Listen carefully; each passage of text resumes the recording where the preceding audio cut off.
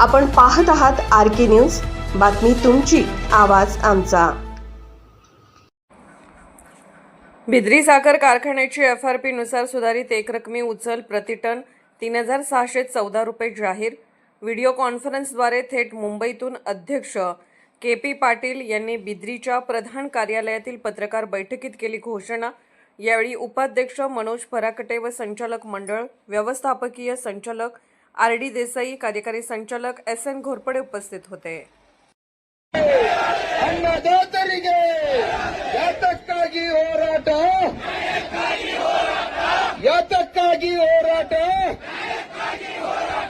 ಯಾತಕ್ಕಾಗಿ ಹೋರಾಟ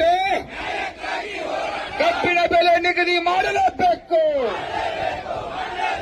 ಜಿಲ್ಲಾ ಉಸ್ತುವಾರಿ ಅವರು ಕಬ್ಬಿನ ಬೆಲೆ ಘೋಷಣೆ ಮಾಡಲೇಬೇಕು। ಜಿಲ್ಲಾ ಉಸ್ತುವಾರಿ ಅವರು ಕಬ್ಬಿನ ಬೆಲೆ ನಿಗದಿ ಘೋಷಣೆ ಮಾಡಲೇಬೇಕು। ಜಿಲ್ಲಾ ಉಸ್ತುವಾರಿ ಅವರು ತಕ್ಷಣ ಇಲ್ಲಿ ಬರಲೇಬೇಕು।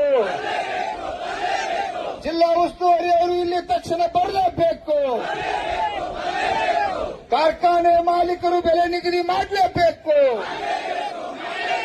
ಕರ್ನಾಟಕ ರಾಜ್ಯ ರೈತ ಸಂಘಕ್ಕೆ, ಕಬ್ಬು ಬೆಳೆಗಾರರ ಹೋರಾಟಕ್ಕೆ ಜೈ ಜವಾನ್, ಜೈ ಜವಾನ್, जय जवान।